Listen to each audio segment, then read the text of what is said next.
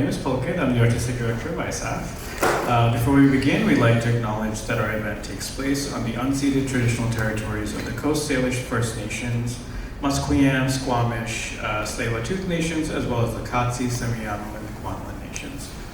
Each year, September 30th marks the National Day for Truth and Reconciliation. The day honors the children who never returned home and the survivors of residential schools, as well as their families and communities.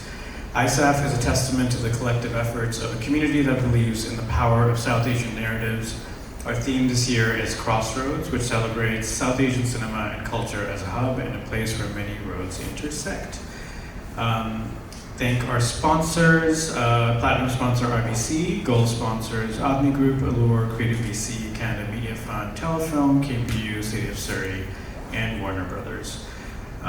Many of them are film companies, so this feels relevant to thank them for this. I also should have this memorized by now because I've said it so many times. But here we are. So today we are here for this very special workshop called You Made a Film, Now What? And this is something I wanted to do this year because there's been rapid changes in the film industry. There's the old systems are kind of crashing down and crumbling for good reason, as they should, and our panelists will agree with this. And also, all of us here have been trying many different ways of getting our films out there and really getting creative with how we reach our audiences and how we market our films. So I thought this was a apt discussion to have now with all of you and kind of get ideas and juices flowing for your films. We're gonna do this sort of like a more informal group chat kind of workshop session, so interactive. If you have questions in the middle that you need clarification, there are no silly questions, right? All questions are open, so even if there's terminology you don't understand, hand up, we'll ask, feel free to ask those things. But without further ado, I'd love to introduce our two fellow producers here. Chithra Jeyaram here, also my neighbor in New York. She is a producer and director. And I'd love to introduce, have you introduce yourself a little bit, talk about your work. So I, like many of you, probably, wearing too many hats in our own films, right? But I came to film from physical therapy, very different world. So I think right from the beginning, I was not thinking about, I'm always thinking about filmmaking or distribution, like service delivery, or, I think coming from another world just makes me resist a lot of things in the industry. Like, for instance, when I came in, why are we having a 12-hour week? 12-hour day, or instead of an 8-hour day? Like, which profession does work and not get paid? All those questions. So right from the beginning, things were not making sense, and I was always resisting. So that's kind of what brought me into the world, and I'm looking forward to this conversation. Lovely, thank you. And then we have Olivia Wingate. Chitra's produced Amma's Pride, which some of you saw earlier today. That too. At this festival. Olivia Wingate, producer of We Strangers, which is screening right after this, so everyone go watch that. Olivia, I'd love to have you introduce yourself a little bit. Like you said, I approach everything. Is it very bad? From an outsider's perspective, I feel like I'm self-taught. I'm from England. I came to NYU to do a master's, and then I built my management company. I was a theatre producer, and now I've had my own production company for 10 years. And so what I've been able to do is, especially as a manager, is have literacy and create content and develop series and stories and package and sell in all these different mediums, like television, film, documentary, scripted feature. I'm missing a bunch, scripted audio, and any sort of media out there. And so film has actually been my last, that I came to last. I produced a documentary feature which was at South by, and then a narrative feature this year, which is We Strangers, and I've also got a bunch in the pipeline. And what I'm excited to do today is just to talk about how I operate holistically. I take practices from one medium and bring them to another. The spirit of how you distribute, market is all the same across all media. And so it tends to be more instinctive and less by the rules. Oh, that was great. Okay. Just before we jump in, crowd check. So I'm guessing you all of you are filmmakers. I know you all. So everyone's here a filmmaker. Who is thinking about distribution for their projects right now? Yes. Okay. Great. How many of you know what impact campaigns are? Okay. Cool.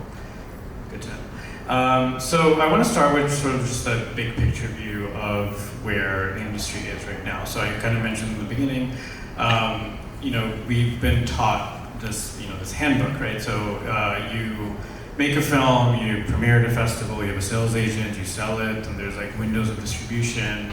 You can't do one before a certain thing, so you can't, for example, you have to go theatrical, then broadcast, and digital, so you can't do digital first. So these are all like rules that we've been told you should or shouldn't do. What we're here to tell you is to throw all those rules away, right? That's why we're here. So Olivia, do you want to start with just, in the projects that you're working on right now or have coming up, what are you seeing in the industry happening right now? I think most of the industry contraction is around financial. I mean, we're in a global depression, and so there's just less money to throw around, which just means you have to be more instinctive and more imaginative. We strangers, as far as distribution marketing, we went through the traditional step by step, and we ended up finding a distributor very recently for North America and Canada. 18 months after we wrapped, which is actually a long time because we premiered at South by this year. And so what we have done, the movie premiered at South by, I might be deviating. What was the question? The current state of the industry, yeah. Right, I mean, essentially it comes down to there's a lot of bloat in the industry and there is no money for bloat anymore. And so it really is A to B. How do I get my film that is just a conversation between two creative people now, distribution in people's homes? And I start thinking about that before I even start taking on a project.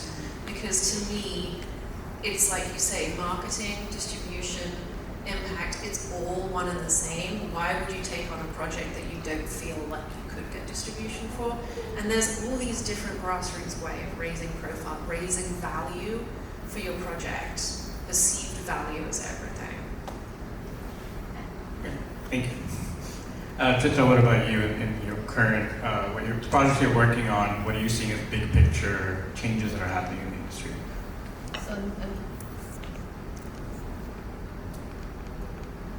Yeah, I think, so I have Amma's Pride, which I'm producing, that, is in the festival circuit, and then I have another documentary short, which I used to call Our Daughters. It has a new title, which I'm not going to talk about right now. We've started festival submissions for that one, but that has been in the making for 5 years. So right off the bat, we're thinking about who is our core audience and what are the different distribution platforms that are catering to these audience members. And sometimes I'm finding that there is not an existing model for the audience that I know our film speaks to, and they're not being catered. For instance, Amma's Pride, right in the beginning our conversation was, we want this film to be seen in India, and there is not a pathway for it, right? So that means I'm not interested in, so question is the audience, what are the platforms that are serving them? And if they're not serving them, how can we create a platform? And if they are, then if there's an existing platform, how am I going to get to them? Those are my questions. And I think just even based on my experience, what a lot of, I would say, gatekeepers in the industry loves telling people, filmmakers, is that, there's no audience for your film, there's no market for your film, right? And I would say that's not true. It's just they don't maybe see it, they don't see the potential of it. And we'll get into this later, but how do you build your own unique audience for your film? Because there is an audience for every film. And that's something that we really want to emphasize. Industry gatekeepers love saying no, right? Yes, Sarah? I have a question. Yeah, yes, we should be talking. Okay. So you're talking about distribution and audience. Everyone can hear me? Can everyone hear me? I can repeat it. So, because they're recording. All right. Yeah, so I had a question actually, because the audience and that question that the gatekeepers do say to you is very real. And then the idea is, when you do have a film and then you're premiering and screening at these festivals, wouldn't the audience's reaction and demand for more of that film, or like, oh my God, this is amazing and I relate to that, wouldn't that entice those gatekeepers to be like, oh, this is great, like, where is that disconnect and why is that happening? And there's obviously more to the story, I know, but I'm just curious when you mentioned that. That's a very valid question. I'm sure you have something to say too. I want to bring up, there's a filmmaker, Roshan Sheth, Sethi, sorry. So he made a film called Nice Indian Boy, which is in the festivals right now. He keeps posting on Instagram, follow him, really breaking down box office numbers and comparing it to what the industry is saying. And it's the biggest disconnect you could see, because he talks about how most of the theatrical audiences are people of color, but most of the films being greenlit are people with white leads, and usually white male leads, right? And then there's other disconnects that he keeps talking about, right? So there is this disconnect with, I feel like the industry executives and the studios are stuck in their own little bubble, and it's a confirmation bias. They're like, oh, of course people don't want to watch this other stuff. Like, we won't make it. But then they don't really look at the numbers that way, right? I don't know if you want to add to that. Yeah, it's kind of like a conflict of interest in a way, because the studios and the finances and distributors are seeing everything with dollar signs, and there is a system and a way they do things. And sure, there are new things they might try after 17 board meetings, and it's proven over and over again. We create things that are feeding our soul, that we as business people and creative people see an audience for. So to be honest, when someone says, no, it's never going to be distributed, I've been told not to do certain projects because that will never sell, and I never listen. And if you persevere long enough, you will find an audience and a distributor for your film. I think it's about, I can't remember the questions. No, you answered it. Okay, great. To add to that, I think industry is looking at a commodity, right? They're trying to sell something. It's something that they're looking to sell.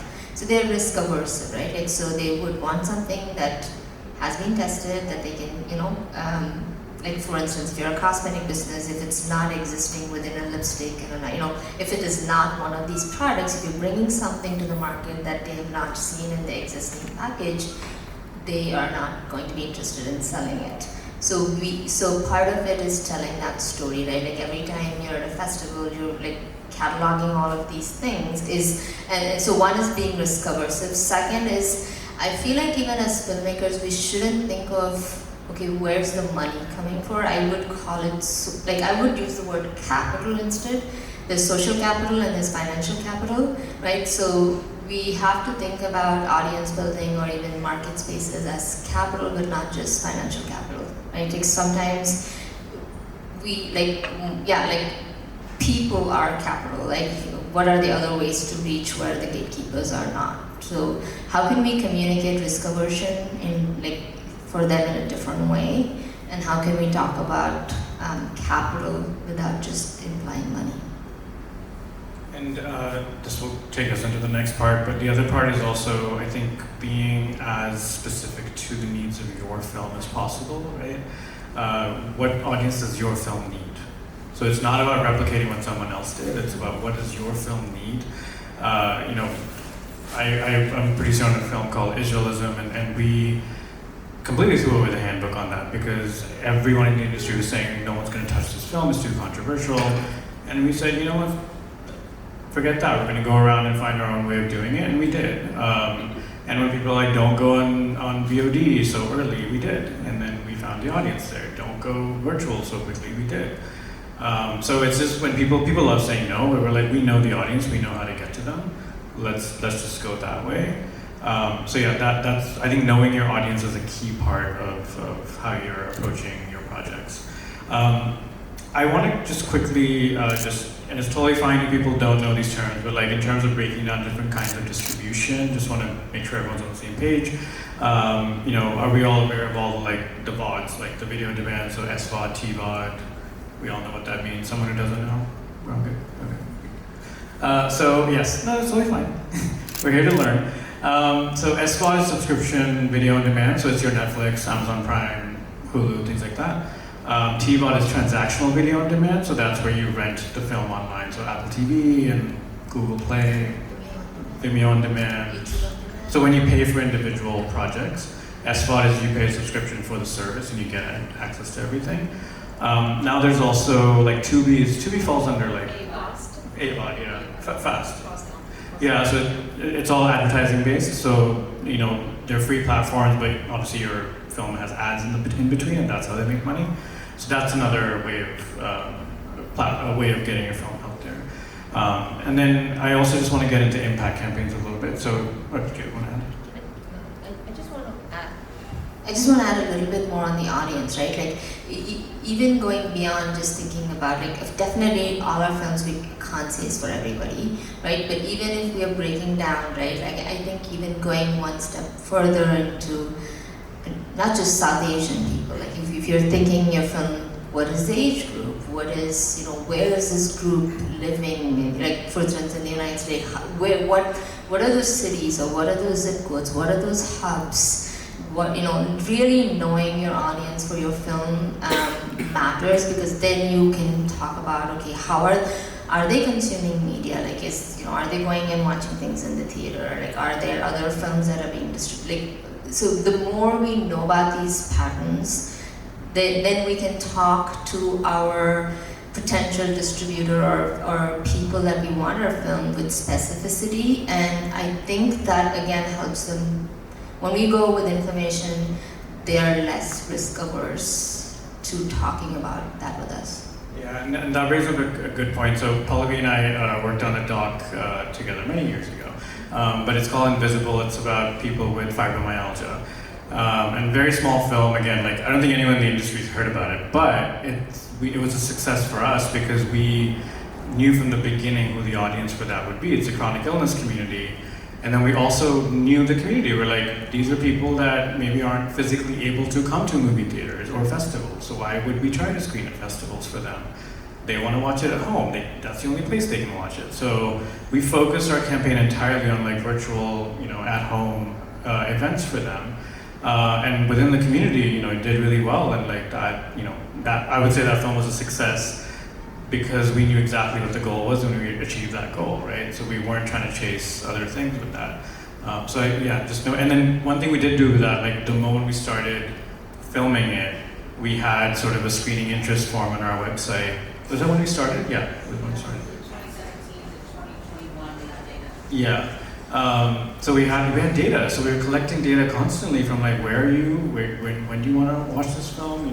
Like different data, right? Like we're collecting that. So by the end of it, when we were ready, we had a whole heat map of where is our audience, and we could literally plot them in different places. And we're like, okay, now let's like focus our campaign on that. So that really helped us, right? So you go armed with data, basically. Yeah, and that would make marketing easy. So if you know that's a certain age group, there's a certain market, then again, advertising to that market would make sense, right? Like so, yeah. We unfortunately, that's also part of our work in some ways, and that happens throughout our making the film process. Oh no, it's also interesting because we're just, in discussions with a few distributors for We Strangers. Anyone wants to come after this? And some of the methods of distribution are marketing in and of themselves. Because at this point in time, some of the smaller distributors have thrown away the rulebook, and they are reaching out then saying, nope, I've got no money for you, but guess what? We can put it, we'll pick a few independent cinemas around the country, and we'll do theatrical to promote, any online, but they also distribute via Canopy, which is, I was so heartened by this. So it's this educational SVOD, it feeds into colleges, universities, high schools, and libraries. And for a film like We Strangers, which is first time feature from someone with a big career ahead of them, some of our actors are going to blow up. You know, the longevity of the project, the canopy, you know, getting into young people's minds, especially if there's an impact portion. There's all these different ways to sort of just continually increase value in what the film that you've made. Yeah, and I'm glad you brought up educational. So educational market is obviously a big strand for getting films out there. We'll get into that a bit later, but also there's, you know, the non-theatrical community screening, so museums and, you know, community centers and galleries and like all these spaces, they're also viable spaces, and I know you'll share more later about your campaign. We mentioned impact. Can you just give us a quick overview of what does impact mean? I guess broadly speaking, you know, impact is what is it you want to do with this film? You've made a film, what do you want to, besides, you know, going to festivals or winning you awards and maybe making you some money or getting you to make your next film, what is it do you want to do with this film, or what would it matter for those audience that you want to target, right? So impact could be simply that you have something in your film that you think the world is not thinking in the right way about this topic, and you want a lot of people to watch it, right? Like, you know, a classic example of that is Al Gore's film Inconvenient Truth that came a while ago, right? He just simply wanted to put climate change in front of a lot of people's eyes and talk about it, that's all. Right? Or impact could be that there's something that is happening, there's a legislative action that could happen, and your film could change the people who are going to vote on a certain bill a certain way and make change happen, right? So that could be a reason for making a film. It could be that there's a lot of gatekeepers and you want them to change thinking about something, right? So really understanding what is the value of this film and what do I want it to do in the world, and that's what really sets the impact pathway, broadly speaking. And Chithra will present about her project and her impact plan shortly. How early should you start building your strategy around distribution, marketing, impact, Olivia? Well, I'm a big believer in everything flows into everything. And so, because I have, half of my brain is business, and I love the business side because it allows me to have this half, the creative side, actually do what it does best. And so to truly understand both sides, when you're starting to talk to someone who will then write an outline, then a treatment, then a, you know, to create the start the creative process, I think you need to think then. I think you need to think, okay, this person has a really unique story, I've never heard this before, and this director has worked with them before, and then these actors really believe in that. And one of my next films is called Nurture, and it's around generational trauma and domestic abuse. It's set in a high school over one very long day. And it stars Melissa Benoist, who personally experienced domestic abuse in quite a public setting. And we have attached RAIN, I think it's international, not-for-profit, that supports domestic abuse and has, I mean, it's this amazing organization that has programs for all ages of children, boys and girls all around the country to sort of change behavior. And so we haven't yet got our financing, but we have got our RAIN. And so with RAIN, we're then going to reach out to financiers and we're going to figure out other not-for-profit donations and sort of, I think, mitigate the risk of just ending up with a film with, you're just looking for a distributor, please buy this film, you know? Yeah, and the other thing, I mean, that's a great example, and I was going to second that I think I'm never precious about the films I'm working on that are in the works. I'm happily sharing them with people, being like, do you want to be a partner? Let's do it, let's talk early. And I think that pays off in the end, right? Since, like you said, you don't want to be in a situation when you finish the film and then you're like begging people to come on board. Bring them on board early, that actually excites them more, and they'll be your loyal champions. So I'm doing that right now. I'm a producer on a feature called Jersey Boy, scripted feature that's in post, and we started talking to nonprofits already. It's about the Sikh community, and so we started already reaching out to like Sikh Coalition and all these nonprofits that are advocating for Sikhs' rights. And you know what? They were so excited that we went to them so early, We even sent them a rough cut, you know, and that's another thing like filmmakers get very precious about. They're like, no one was allowed to see it. We sent them a rough cut. I didn't care. I said, watch it, enjoy it. And they were like, we've never seen a rough cut before. And they were so excited. And they were like, let's talk. And then they showed it to their team. And they were like, we want to do something. And it's really that. You're building your champions. Your champion base from very early on. People want to be involved. Like, people really want to be involved. So find that angle for your film, whether it's doc or scripted, story-wise and mission-wise, and find the organizations in that space that can help you get there. I can add to that for the other documentary that I'm working on, which is we just started festival submissions. The music composer is working on the score, so it's not a completed film. I guess it's rough cut, right? Like, so we have the film. Bradley looked at the film's topic, so we have adult adoptees who are activists looking at the rough cut. We have adoption organization leaders looking at the rough cut. We have an adoption. Do you want to give a logline real quick? Huh? But do you want to give a logline? Sure. Well, it's a longitudinal story following this fraternal twins who are white passing, being raised by a South Asian couple in the strange friendship with their birth mother, and then they discover their dad who's half Native American. So this is a story of belonging and identity. I call this my boyhood but girlhood documentary version. So we are about to, and so everything we've all seen adoption stories where white people are raising children of color. Here the children are white, parents are color, and then there's this whole Native American side of things in the story.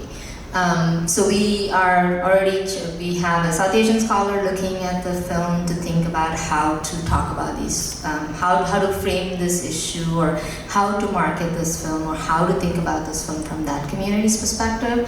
We have adoption organizations to see if there can be a national partner, to take the film out, or if you're going to a festival, if you're going to, how do we bring people to the screening, how do we expand the market? So that's like Pulkit is saying, that's happening at the rough cut stage. We are building, and I'm actually having letters of support from them that is going into every grant I'm writing.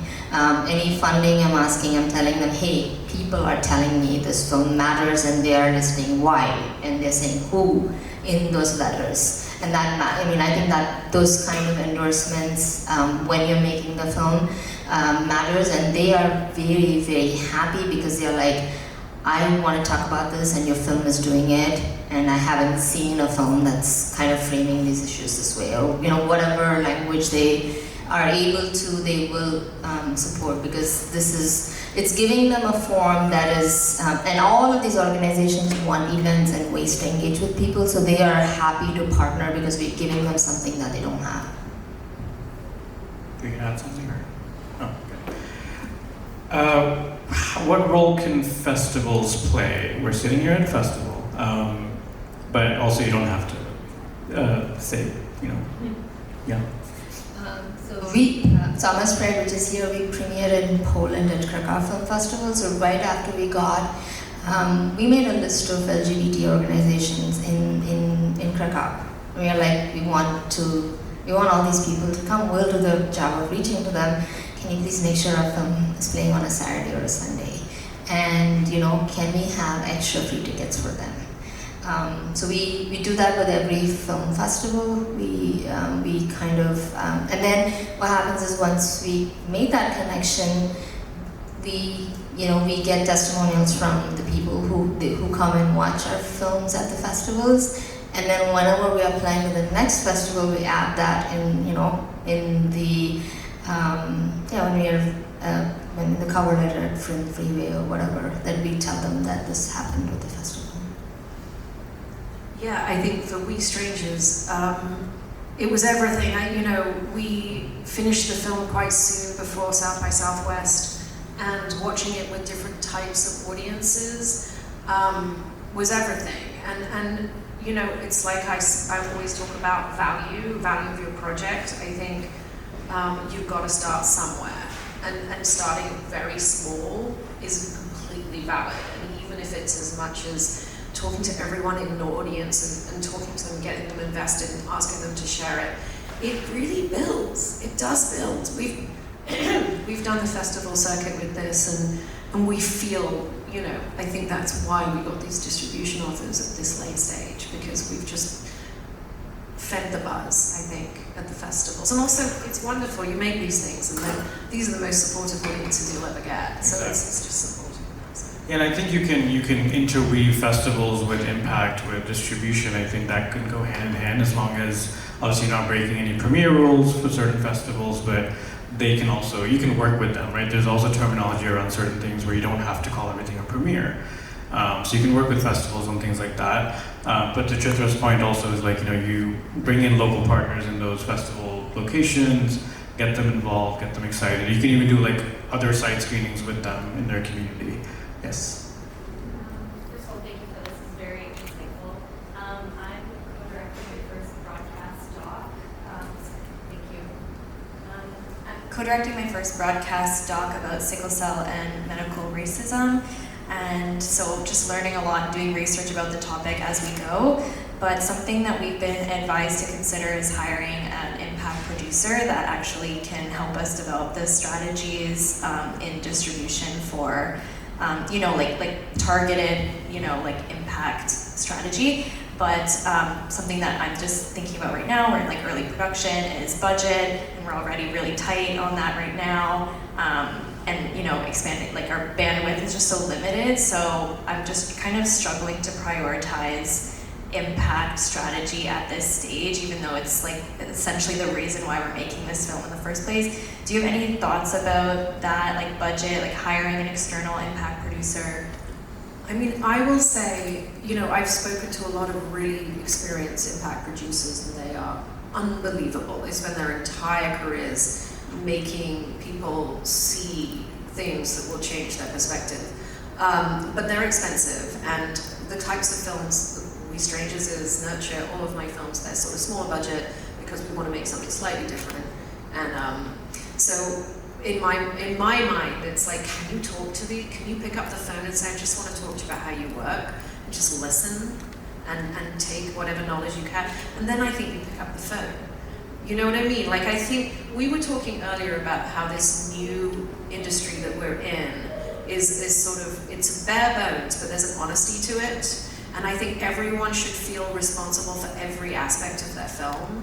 And that is the new guard. That is, and you need to feel empowered that, guess what, the question you asked, I think most people would ask. And guess what, there is no stupid questions. And guess what, when you speak to this producer, she'll be so happy to hear these intelligent questions from you.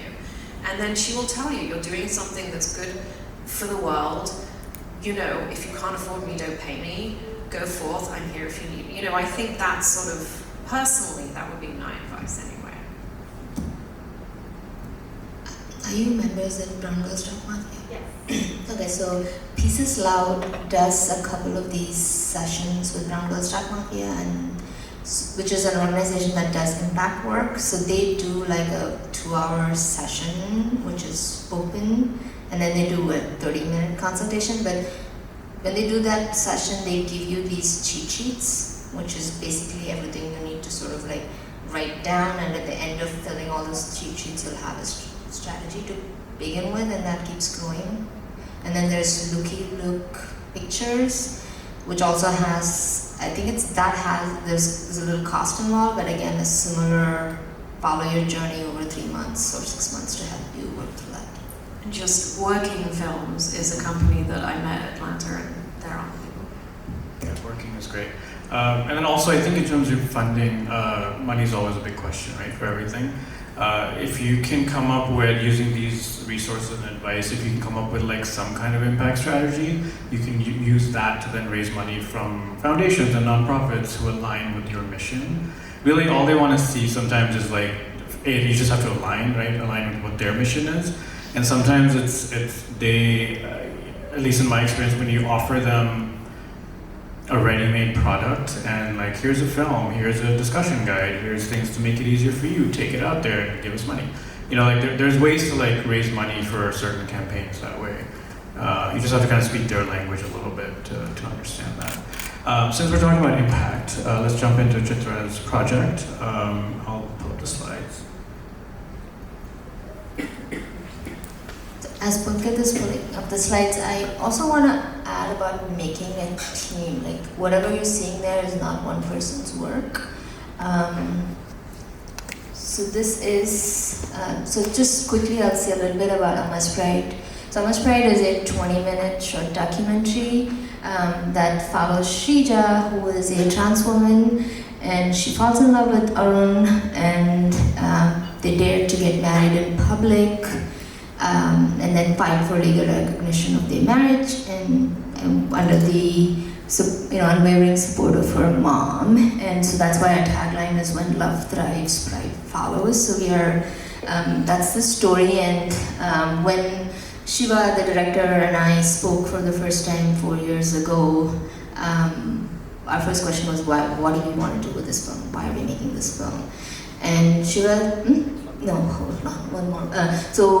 Shiva was like, I need this film to be seen in India. That was his goal. And he's like, I don't care about festivals in the US or anywhere else.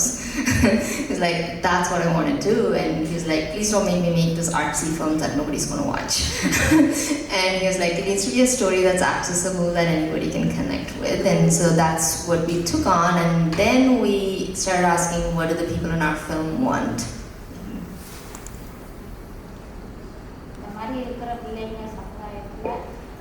தாய் தப்பம் எல்லாரும் அப்படி நினச்சி பிள்ளைங்களை விட்டு வர வைக்கணும்.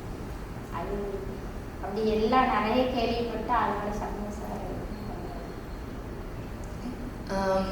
So that's, that is Valli, Srija's mom, and she was like, she really wanted all the parents to, be supportive of their LGBT kids, and so that really became our North Star. That's why we called the film that, and then we were like, how are we getting this film to be seen by a lot of people, and what are the conversations that can happen around this? Because Valli had no trouble accepting her daughter. Like, it was not like she had to go, ask a priest or talk to anybody. She's like, this is my child is wanting something else, and I'm just going to go with it.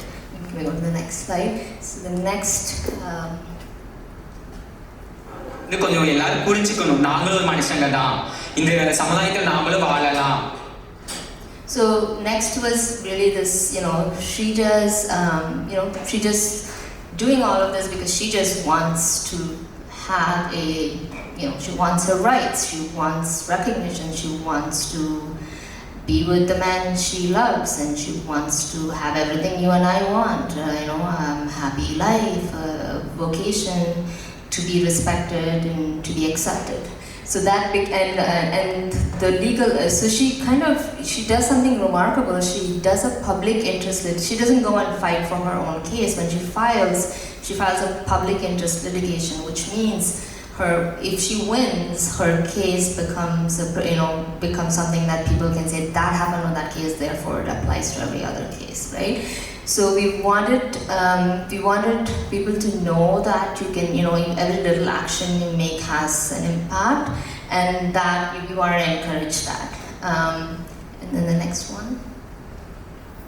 தகவல் அறிந்த சம்பவ இடத்திற்கு வந்த தூத்துக்குடி மத்திய பாகம் போலீசார் சமரச பேச்சுவார்த்தையில் ஈடுபட்டனர். இதே ஒரு ஆம்பளை பையனும் ஒரு பொம்பளை பிள்ளையும் தான் இப்போ மேரேஜ் அக்செப்ட் பண்ணியிருக்கீங்களா? அதுவும் பொண்ணு தானே, வித்தியாசமாக ஒன்றும் கிடையாது அப்படின்னு சொல்லி அந்த மேடம் பேசினாங்க. ஆனால் எனக்கு பயம், நம்மளுக்கு கல்யாணம் முடியுமா முடியாதா சொல்லி ஒரு பயம் ஆயிடுச்சு. நம்ம மேலே தப்பு கிடையாது, சொல்ல போனோம் நம்ம தப்பு பண்ணாலும் இடத்துல பயப்படும். So the next thing we figured was, and this is ongoing, right? Like, there are gatekeepers, there are people who make decisions that affect a trans person's life. So what should we do with our film to, the IAS officers, when their training is finished, if we can show this film? What, if physicians who are going to be making gender reassigning surgeries, if they can watch this film, if cops can watch this film, who are these are the people, if school principals, school teachers, if these people can watch this film, if someone is coming out or if someone is doing something, they are going to have less hostility through all these different things. So our third goal was to get the film to these people.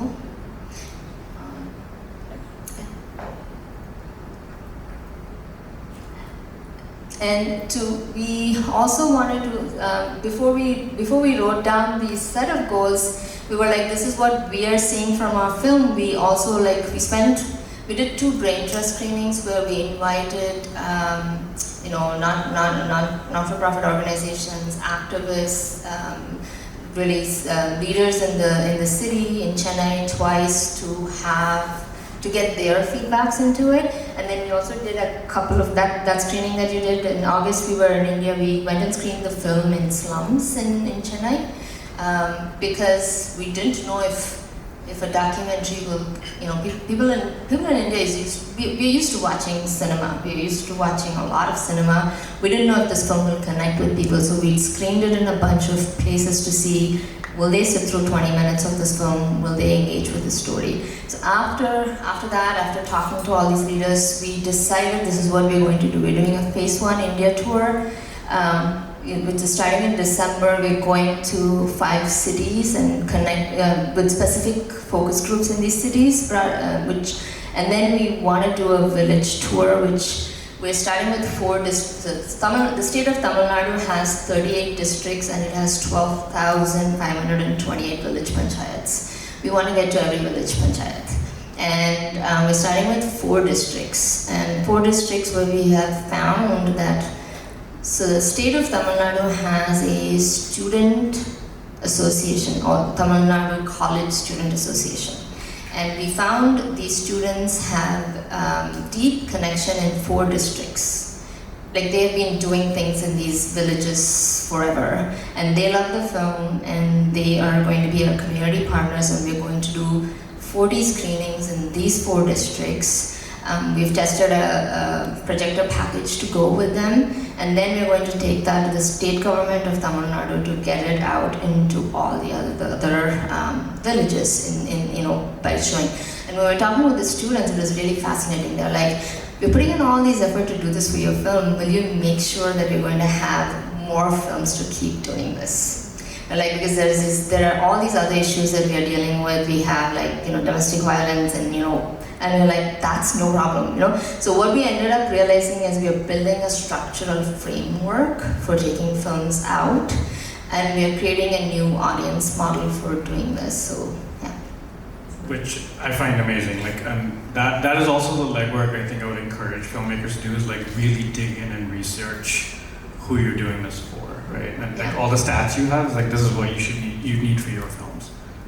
Yeah, I can go in detail about this, but this is 6 months of work. This is not just one person doing this, right? And to answer your question of how do you build teams, you think about you don't have to find people who, I'm not saying don't pay people, I'm just saying when you don't have money to start with, you build a team with resource capital, right? So we have a team of 5 people.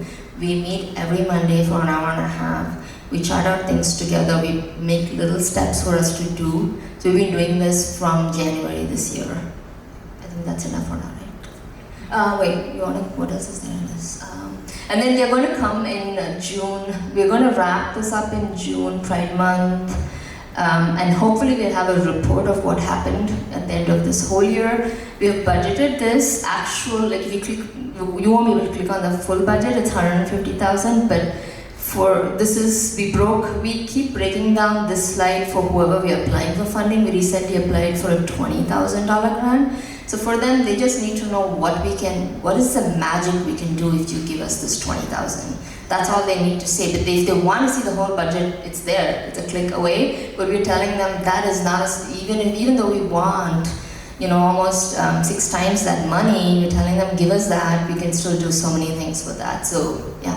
And the other thing I want to add to that, the budget breakdown is really important, because I think when you go to funders and you're like, I need this large amount of money, they don't really fully understand why, right? So if you tell them this amount is for this series of things, it's more tangible to them, right? It's more, they can understand it, then they can get behind it better. I think the last one is just Waleed. Yeah. If you want to stay in touch, follow our film, come to our website, and we'll be happy to share what happens next year. Thank you for sharing that. Any questions from that? Bizarre? You talked earlier about getting people in early, and the value of getting producers on early. The other side to that is you get more notes while you still have time to change it.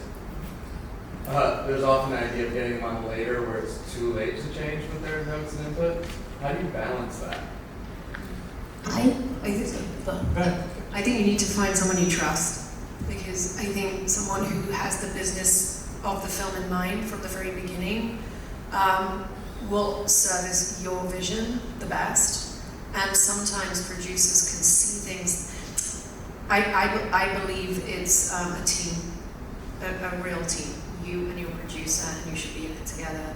And if you have someone you trust, then you can push back when you want to push back, and that will be respected. Does that make sense? Yeah.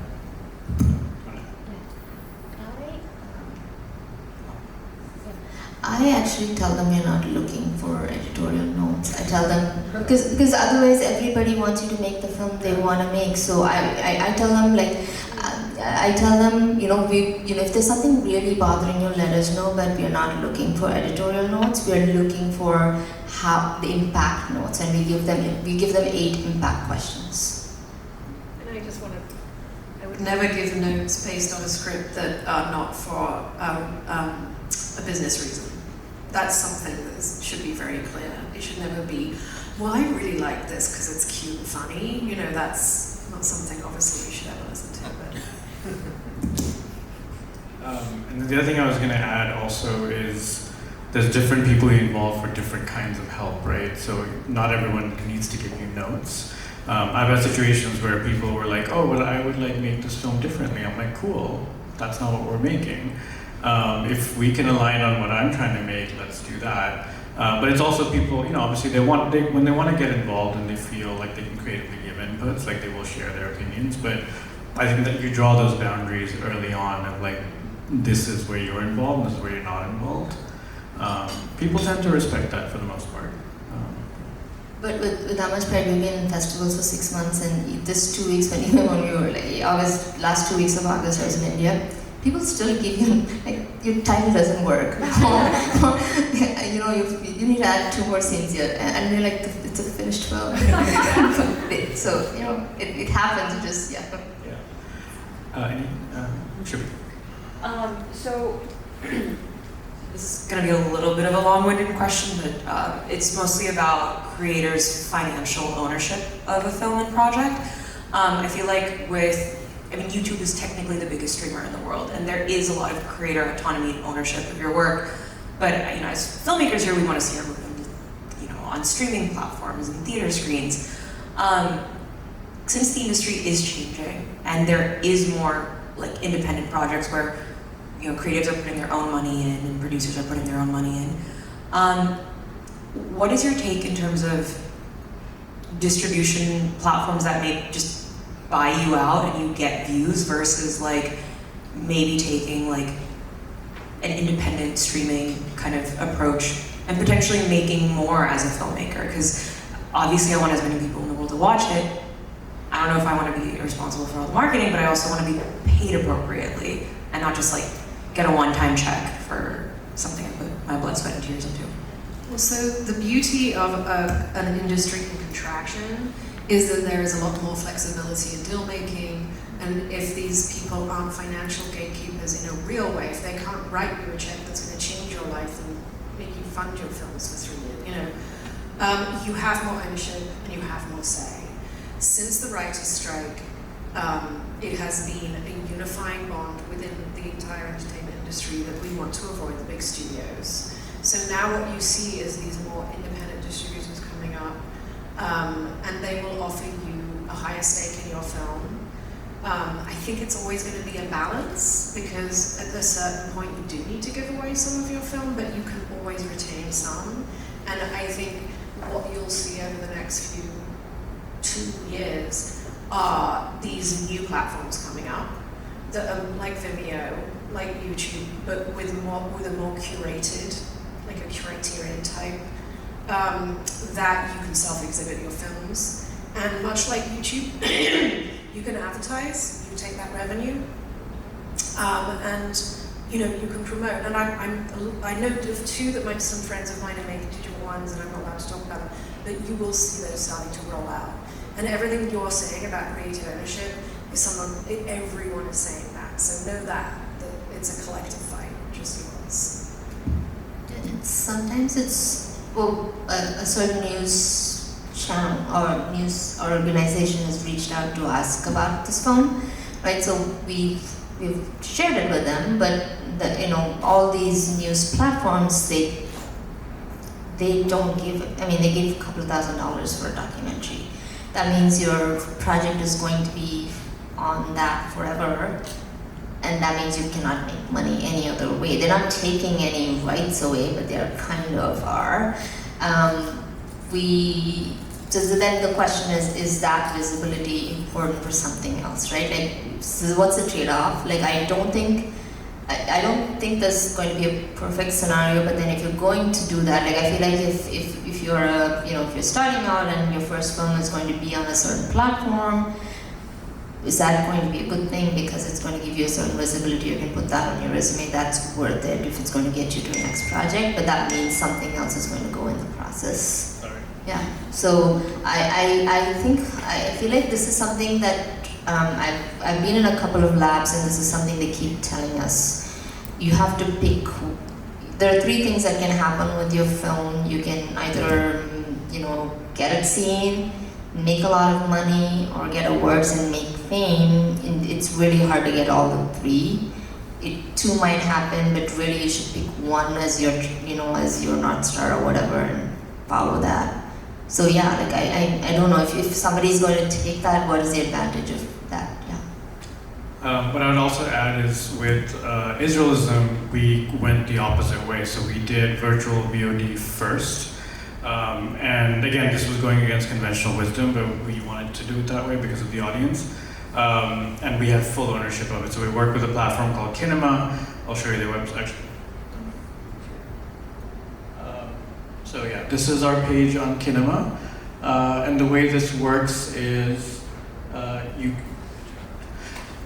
so you can, and also Invisible was also on Kinema. That was our first film on there, but yeah, still VOD on there. But as a group or an organization, you can book a screening directly on Kinema of our film. There's a whole license structure in the back end that we've put in, so you can say, I want to screen this with 20 other people in my community. They'll tell you how much the license fee is, you pay the fee, Kinema takes a cut, you get the rest of it. So it's really streamlined, and then they send the film to you. So it's like all streamlined, takes all the admin work away from you, which is a big thing that bogs people down. And then you can also just watch it as a rental, like a regular rental here. And then here, it tells you where all the upcoming physical screenings are. So we've had quite a few booked so far. And it tells you can promote that yourself, or you just know. In the back end, when you log in, it literally shows you a whole map of the world, and you're like little pins on there of like where all the screenings happening and interest coming from. So these are these new resources that are coming out. We're much more filmmaker friendly. Kinema has also agreed to be one of our industry partners for ISAF.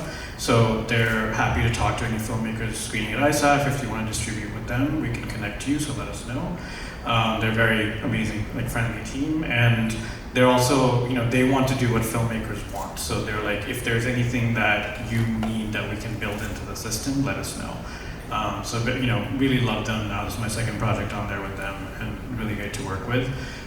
So that's just one example. And then we did this whole, but yeah, we did this whole thing, and then after like months of Kinema and doing it ourselves, then a distributor came to us, Watermelon Pictures, and we're like, they're like, we still want to distribute your film. Right, so it completely proved all the rules wrong. Of like, it's fine, it can be out there, and the distributor still wants it, and they took it and they put it on other platforms for us. And the only compromise we made was we took it down from Kinema for like 3 weeks, leading up to the big release with the distributor, and then we put it back on, and that was the only compromise. And when the distributor put it on Apple TV, it was the #1 documentary on Apple TV for like 9 days. So thank you. But it's still going strong in Kinema. This is their best performing film on Kinema on the entire platform. But it was because we were so confident in our audience. We're like, we know how to do this. We know how to take it to them. Olivia? We also have a beast happening around. It's very topical. It's very topical. It's a timing. Yeah. No, I was just thinking about the role of the director within an independent film is changing. and how it used to be. I mean, there've always been a lot of directors that are very producerial, but as the economy shrinks and as the size of crews shrink and as the size of resources, I think it's really important for filmmakers, for directors to take on a producerial role as well, and not feel so powerless. And I think, you know, the more a director and producer work hand in hand on the business side, the more tasks you can take on, the more momentum you can build yourself. This is a perfect story of, you know, you get to a stage where no one's going to buy your film, you're just going to license it, and then you've reached that point that you want to be at. I think it's all about taking on as much as you can, but also, I have to caveat that with have people to ask about certain things. So I never do anything if I don't know about it. I always ask someone who knows what they're doing first. But that's what I will say is, like, the more sweat equity, talking to the gentleman in the back, that you put in at the beginning will mean more ownership on the back end.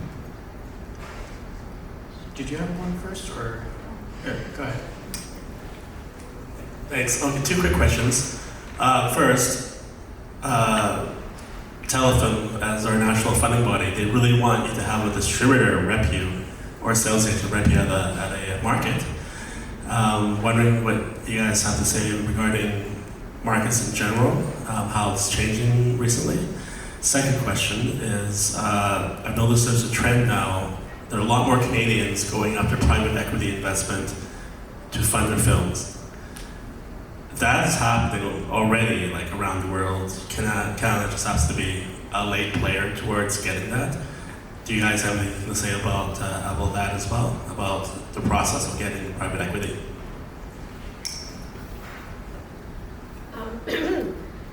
Well, as far as the distribution, the sales, the markets that you said, I think there's a different process for every single project, right? As we were saying, you know, We Strangers had a very, very different model to a film I'm doing right now, which is a romantic drama. And I have a co-producer in the UK, and we are, before we've got any financing, talking to sales agents, and in fact involving them in the conversation on casting. But these are people based in the UK who will have a real strong priority toward the creative, so we trust their judgment. And so it can be, much like we were saying about including people from the beginning, if you find the right partner, you can even find MG guarantees just to kick off your financing. I think it's important to get into bed with the right people, and obviously the longer you do it, the more people you meet, the more you know who to trust. But that's what I would say. The thing I was also going to add about private equity is to Olivia's point, think outside of the box with that too. So it doesn't have to be your typical film funders or investors, because again, that's a limited pool of people and everyone's competing for that. That's also, again where the scarcity mindset comes in, right? We feel like we're competing with each other for that money. So think outside the box within the community that the film is set in, or it's about. Go to people who are maybe not typical film investors, learn how to speak their language of, like, what is going to get them excited to invest in your film. There's often, like, there's people out there who are in, you know, real estate or finance or tech or whatever, but they love movies, right? And you're like, you know, if you're making a film that speaks to them in some way, they might be willing to invest in that, right? And they know that it's a much riskier investment, obviously, than a lot of other industries. But it's that emotional play as well. It's the emotional hook that some people come on with, and some people honestly just want to be on a red carpet. So you promise them a great premiere, like, come, you know, take some pictures on the red carpet, and we'll make you an EP. They love that stuff, you know. So it depends on really who you're talking to and who you get into bed with, as Olivia said. I think to the markets question, I can speak from the documentary side of things. I do think getting into some of these competitive markets matter. Not that something is going to happen right away. I've been into a couple of these markets with the other feature documentary. You meet with all the major festivals there. Many of the funders who came on, maybe not the first year, I met them there and they followed the project, and then I got some grants afterwards. So there's a lot of soft money that might come in. And you do have contacts with a lot of these festivals. When you're finishing your film, you're writing to the festival programmer, not applying and putting it on the pipeline. So there is some of that advantage if you go to those markets. If you're doing an issue-based film or an impact film or project. What we did with We Strangers is Film Independent are fiscal sponsors. And so we have Film Independent as fiscal sponsors so we can raise donations as opposed to equity, which just means it's a guaranteed return on your investment. You can give any credit you want, you know, however you feel about credits. I tend to be generous with them. But it just means that the risk factor is taken out, but the money goes directly into the film. We're getting close to wrapping up. I know there's so much to talk about, but I think you brought up brain trust earlier, so I just want to know, do people know what a brain trust is? No, okay. So brain trust, I guess started usually in like the doc impact space, but I feel like everyone's using it now, and even the scripted space. It's essentially building your team or your advisory board for your film. That's the easiest way to put it. So people who are aligned with the mission or the issue of your story, people who are experts in the space, people who can add value in different ways, different connections, open doors for you. So they don't necessarily have to be executive producers, they're kind of your brain trust. It's a smaller time commitment also from them, and I personally like having a brain trust that's like a very diverse group of people that can access multiple industries or multiple avenues. And they kind of become your mentors in a way. You kind of go to them for advice of like, how do I do this or this? And they're, it's your advisory board. So think about that also early on as you're developing your projects or trying to raise money. Like they don't necessarily have to give you access to money, but they can open doors in other ways. In certain, and also some people like, you can only ask for favors once, right? Or like the big favor once. So just know who is good for what and who is strong at what, and just like time those asks at the right time and place. They're really important. Like two things we learned from our brain trust in India. We did not know that the state government of Tamil Nadu has an initiative for high schoolers for them to understand gender and sexuality. We didn't know that existed. So we are now trying to get the film into the curriculum for 11th and 12th graders, for example. We met with this person who was doing this one person's theatrical performance about mental health, and they were sort of doing this. They were doing this quasi-impact thing, not in the film world, in the theater world, and they were like, "Oh, you want to do what I did with this play? I got you." And then they are like immediately setting up things for it. Like so, your brain trust. The more they're outside of our field, they think of other events where this film can be a part of, or ways to get this film out. So none of our India tour thing is happening with any film festival. Like they were just these connections were like, that's a perfect platform for our film. Our film will be centered. And the kind of press that's coming to it is not something, is not media critics. They are coming from a very different perspective. So yeah, brain trust is very valuable. Yeah, and like for example, like I had a brain trust member who is a professor, and she said like, have you thought about just these like educational conferences, right? So again, it's a world as filmmakers that we don't really know much about unless you're teaching in the teaching world, but like you can go to educational conferences and either like show clips or show the film or like raise support that way. So it's like having as many people outside the film world, outside your network, and just be open to learning, like that's how you grow and learn, right? How do we define success? Big question. Well, unfortunately, money does mean stuff, doesn't it? But I think for me, I've always classified success as if I get to work with that creative person again, if they want to work with me again, I find that like the best to,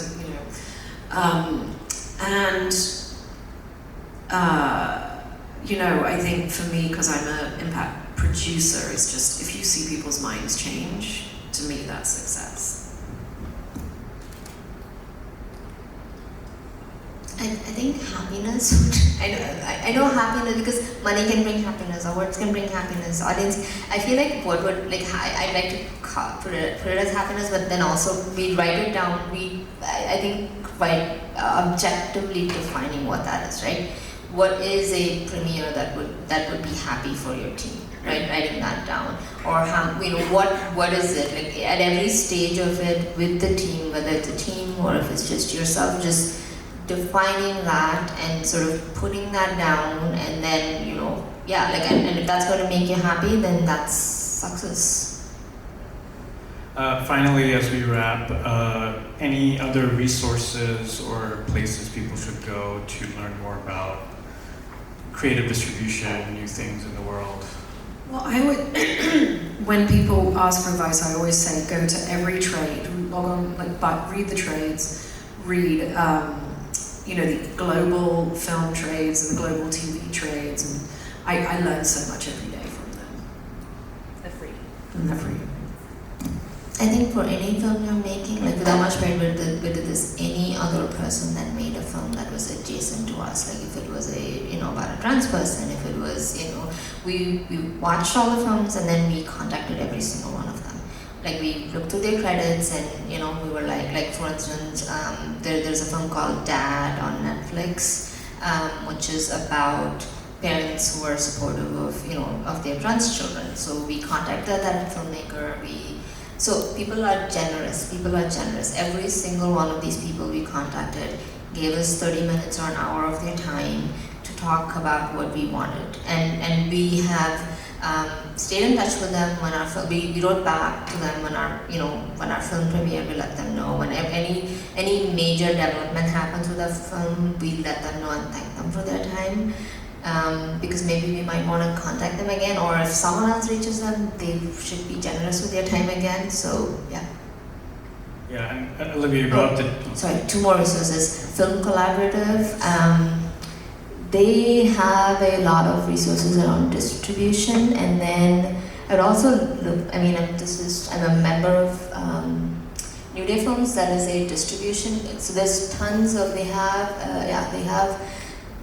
They talk about distributors. They have something called a distributor, something like a they I guess gave them a grade for distributors, and somewhere here you'll find information on they rate distributors.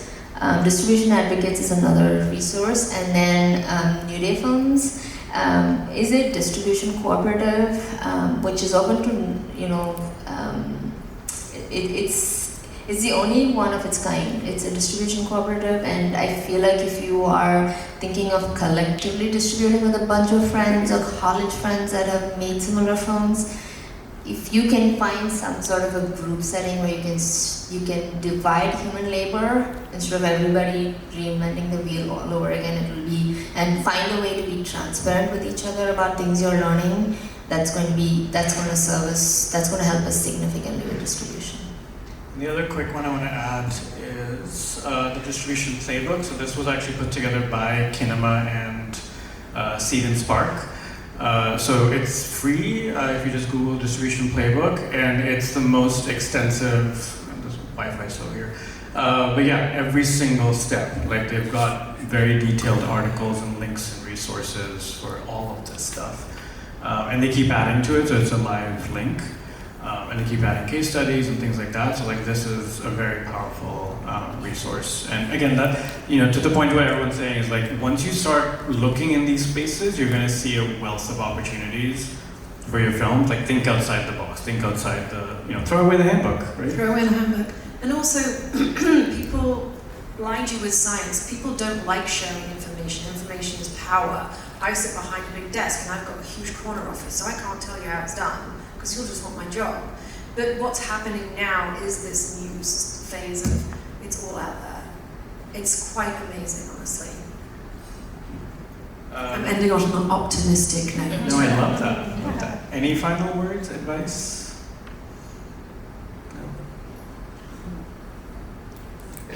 We're still raising some small funds for new strangers. And I have a link to our Film Independent donor page. We'll get the money back at taxes. And if you want it, come say hi.